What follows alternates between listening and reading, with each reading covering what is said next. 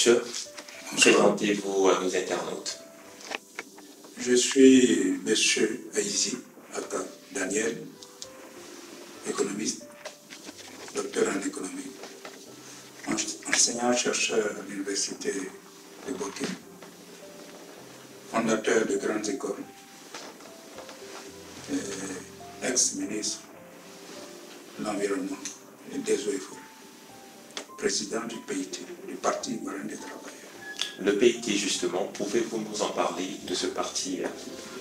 Le PIT est le tout premier parti créé à l'heure du multipartisme.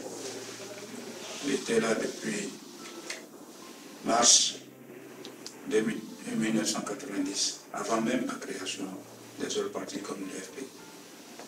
Et donc c'est un parti de gauche, un parti résolument ancré dans les valeurs de gauche, avec un projet de société de gauche, et pour qu'on aille vers une Côte d'Ivoire beaucoup plus solidaire et plus humaine. Voilà le sens du PIT. D'accord. Comment avez-vous appris la mort du jeune Soro Kognon? Je l'ai appris sur les réseaux sociaux, parce que ici la presse a fait un blackout sur ces événements-là. Et c'est sur les réseaux sociaux que j'ai appris cette tragique mort à la suite donc de ces affrontements. Et en tant que parti de gauche, comment est-ce que vous analysez cette situation? C'est malheureux qu'on soit arrivé à ce niveau. Nous sommes dans un processus qui se veut démocratique. Et la démocratie a ses valeurs. Valeurs de liberté d'opinion, liberté de parole, liberté d'action et liberté d'organisation. C'était impensable qu'aujourd'hui, en plus, aujourd'hui, parce que les Ivoiriens veulent s'exprimer, on puisse les agresser et les empêcher de parler. Nous avons lutté depuis 1990 pour le multipartisme, pour l'expression libérée en Côte d'Ivoire. Il n'est pas qu'il y ait une pensée unique. Aujourd'hui, on veut nous imposer la pensée unique, contre laquelle on s'est battu.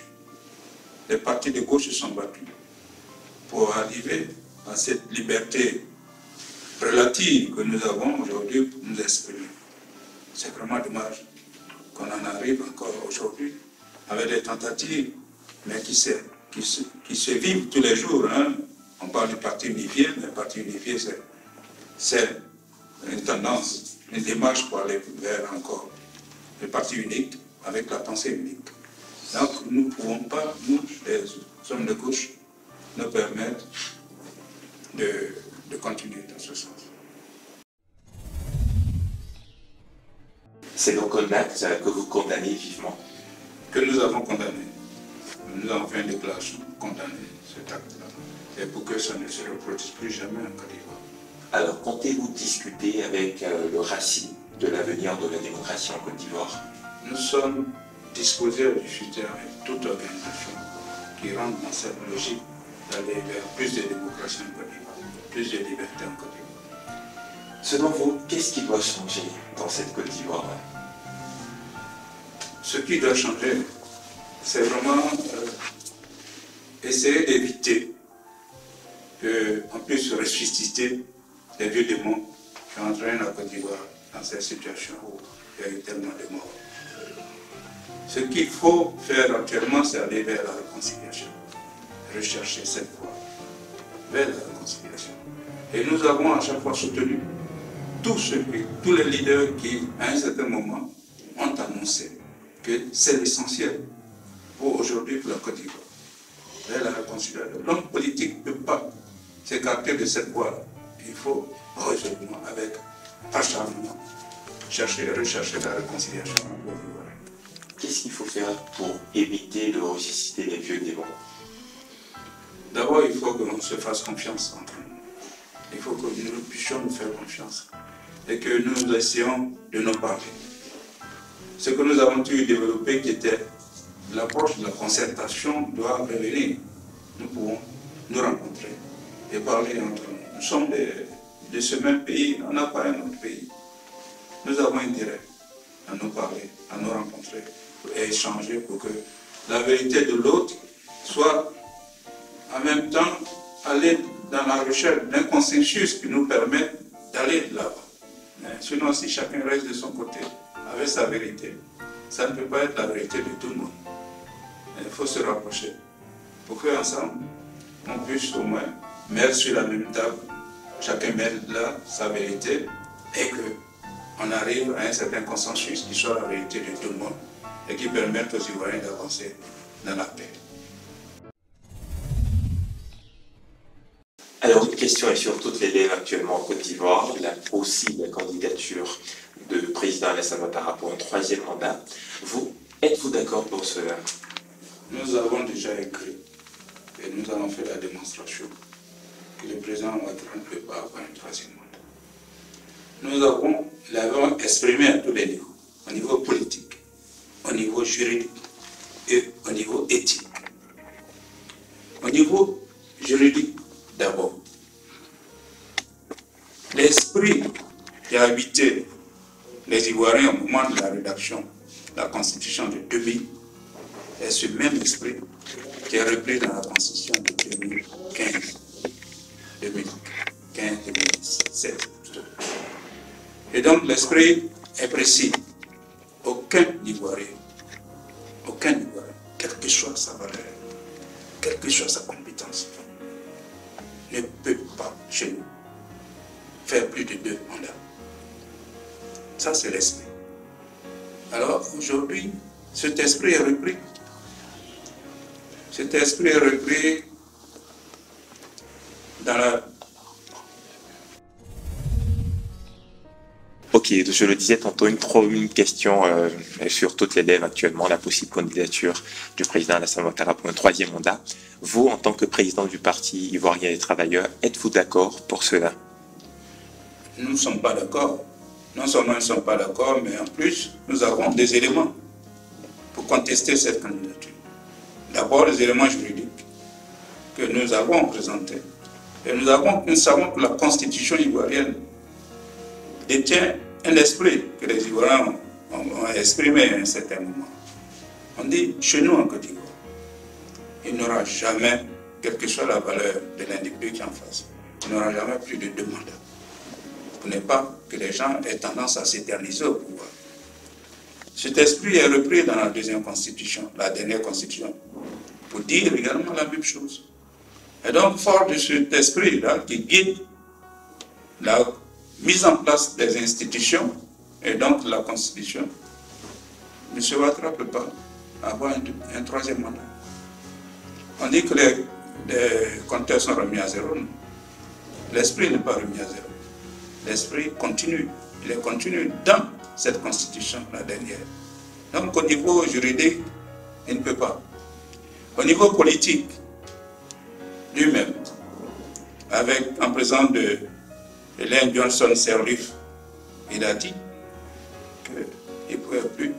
Et ça ne l'intéressait pas. Ça ne l'intéressait pas.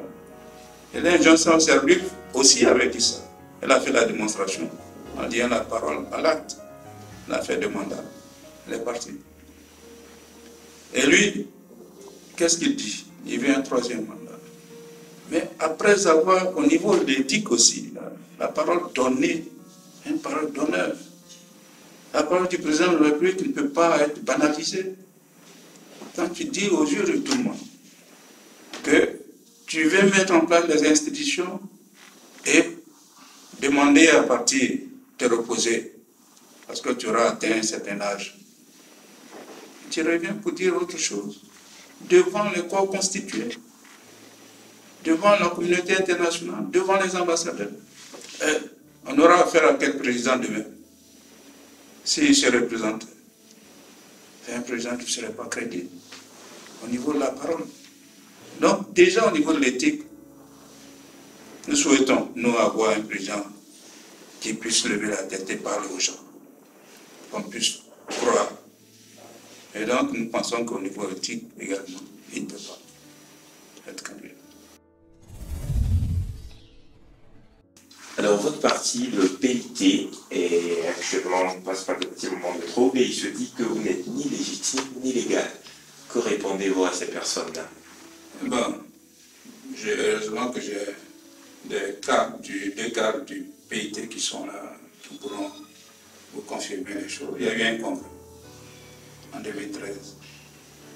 Le congrès qui a fait la fierté donc, pour le PIT et la fierté même de certains Ivoiriens. Un congrès tenu sur 3 jours. Et ce congrès avait pour objectif important de trouver un successeur au président Francis Bodié, qui était au Conseil constitutionnel.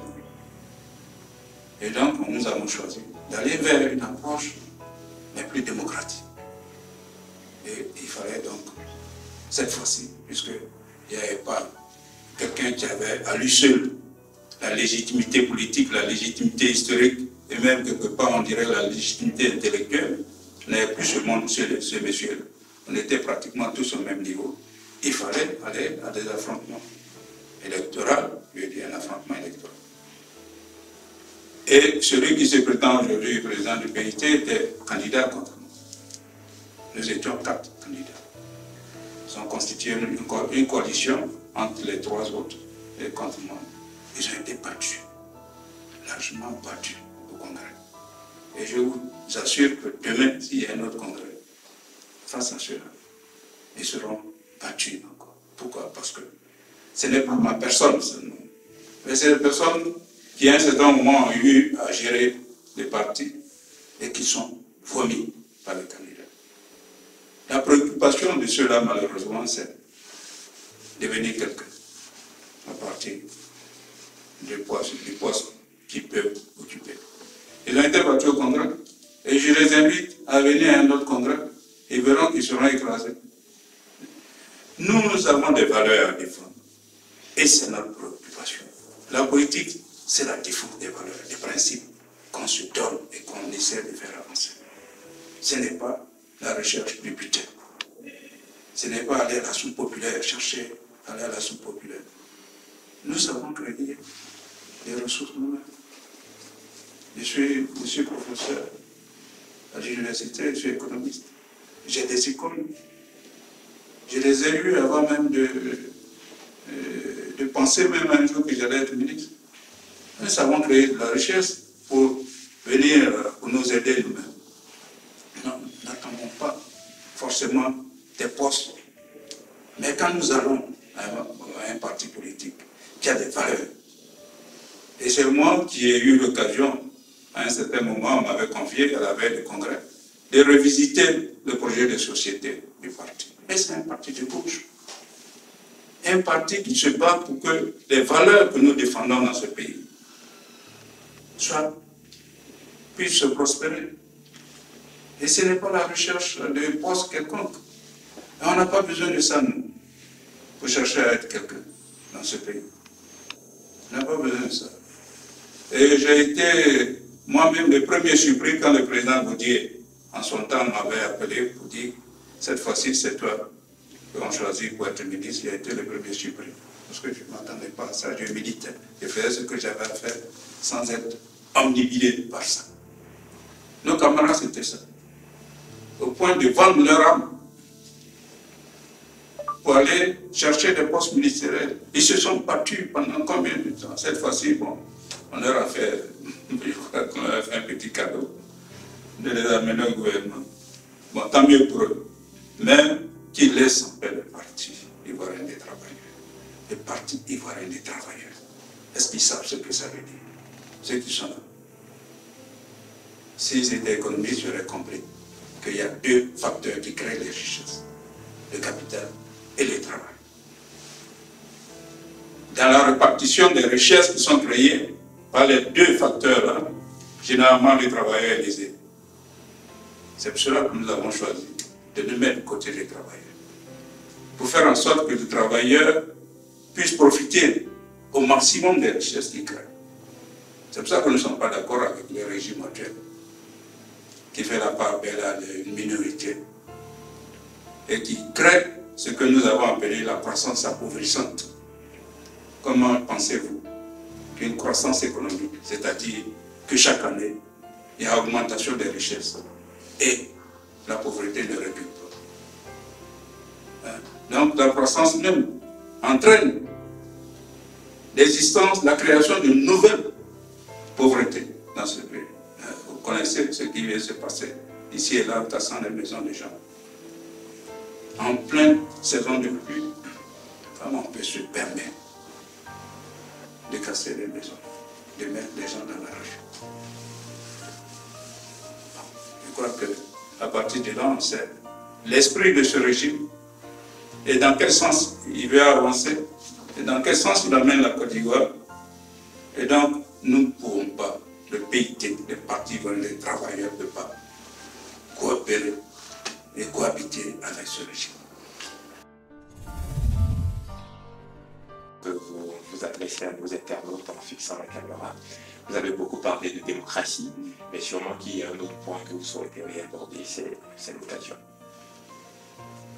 Sincèrement, je pense que je ne citerai pas de nom ici, mais je suis dans la visée de celui qui, à un certain moment, a dit c'est l'essentiel pour la Côte d'Ivoire, c'est la réconciliation.